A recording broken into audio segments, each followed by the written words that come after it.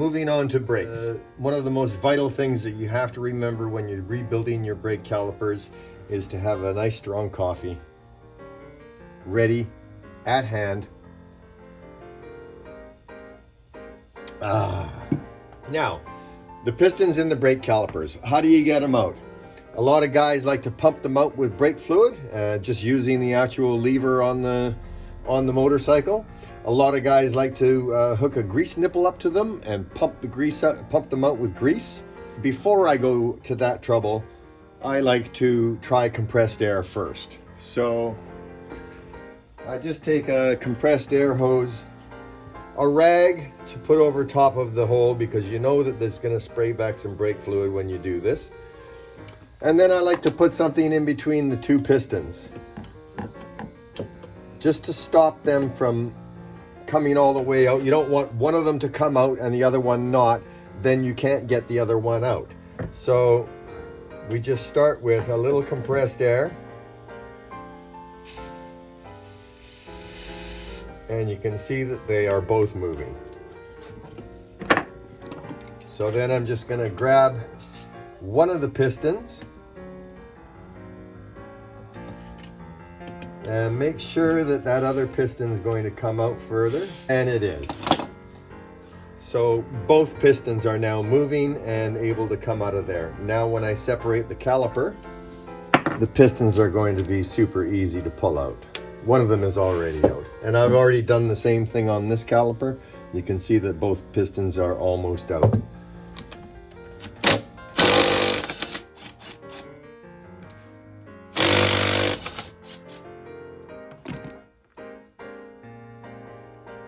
So, as you can see, the one piston is out. My caliper half looks good. These seals in between the caliper halves, they get dried out and hard, and you need to replace them. Every caliper breakdown, these seals need to be replaced. Same with the seals in the caliper. You have a dust seal and you have your main seal. Now, the bore on a caliper is not critical, okay? Even if it has some pitting and stuff in it, it doesn't matter. The bore is not the sealing surface. The piston is the sealing surface in a caliper.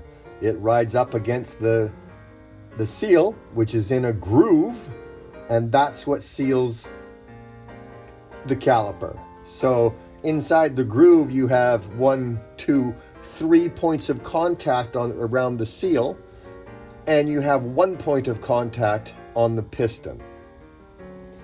Now, the reason it's critical for these pistons to be working properly is the only thing that pulls this piston back away from the brake pad after you release the brake is the fact that that seal, which is a square cut seal,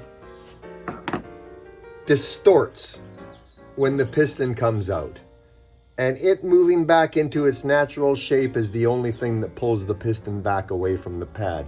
Is probably around 0.2 or 3 of a millimeter that it pulls it away from the pad, but it pulls it away from the pad enough that the brakes don't drag and the brake pad doesn't wear excessively.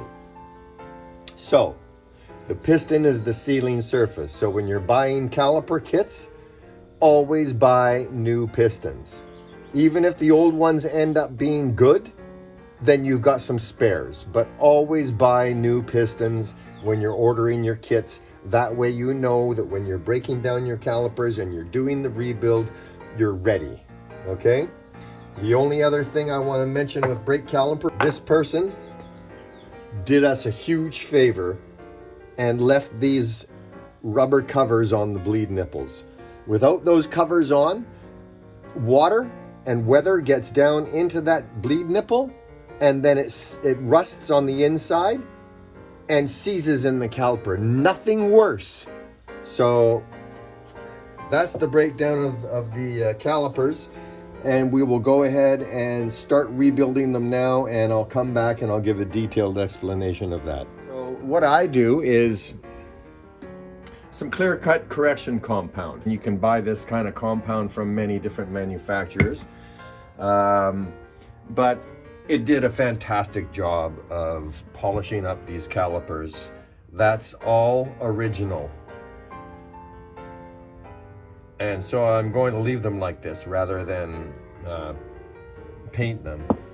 They can still use a little bit more of a polish, but we're going to rebuild them first and then hang them on the bike, and then we can polish them a little bit by hand afterwards.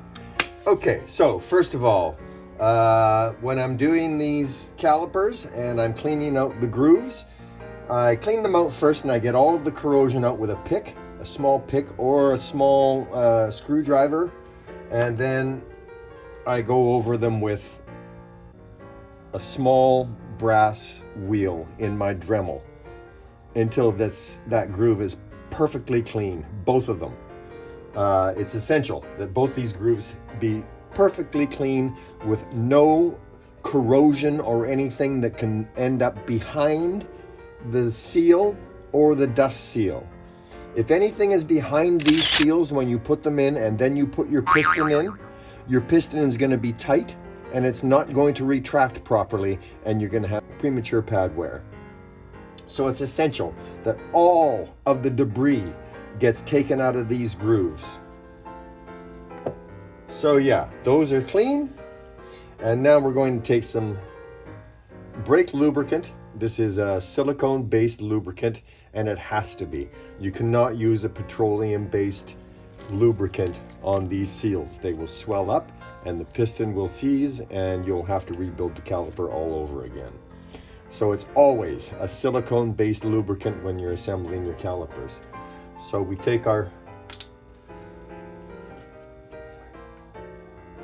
lube and we put a dollop, just like that, in each half. Because what we're going to do is we're going to fill both of these grooves with lubricant, so that when we put our seals in, the seals are going to push out most of the lubricant that's in the groove, but that will mean that there's lubricant behind the seal, between the seal and the body of the caliper. And you want that in behind the seal. Is going to give you longevity in your caliper. To drag that lubricant all the way around that groove, both of them, so that they both have lubricant deep down in them. And again, this will be pushed out when we install the seals. So I'm going to take my seal,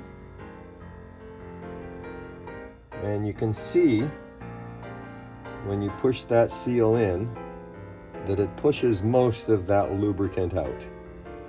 However, there's now lubricant behind that seal that will stay there and prevent corrosion from building up behind that seal, and that's what we want. Anytime corrosion builds up behind that seal, it starts to bulge the seal out, and then the caliper piston seizes. So it's the same thing with this dust seal. Then we take our piston, some lubricant on that as well, just a film, a nice film of lubricant.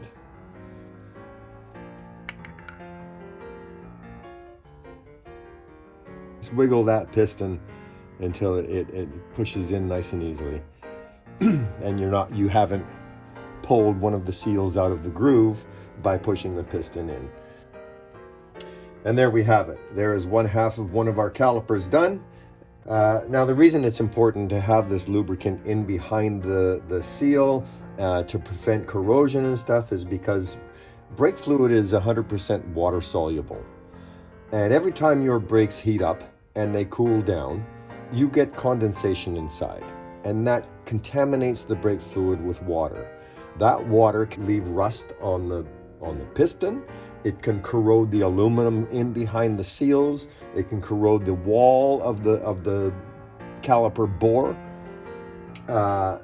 So that is why it's essential to make sure you've got lubricant behind all of the seals and between the piston and the bore when you're doing your assembly. It's going to give you longevity with the caliper. And finally, when you're putting your two halves together, just take a little tiny bit of this lubricant. Just hold that seal in place while you're putting the two halves together. Same thing on the other one.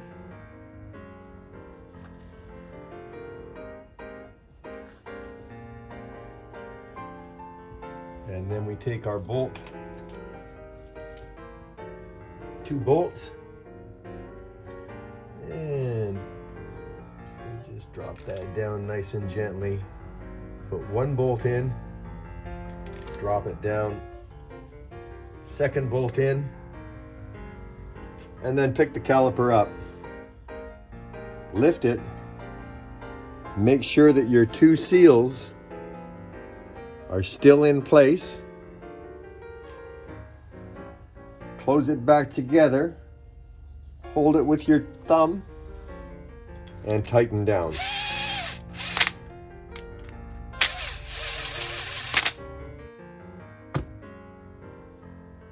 Bleed screw goes in, and I also put a little dollop of this on the bleed screw. Keeps the threads nice and keeps that aluminum channel nice and clean, just like that boot did for us. Thank you, whoever left that on the bike.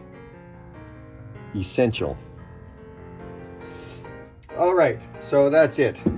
Two remanufactured calipers ready to hang on the bike.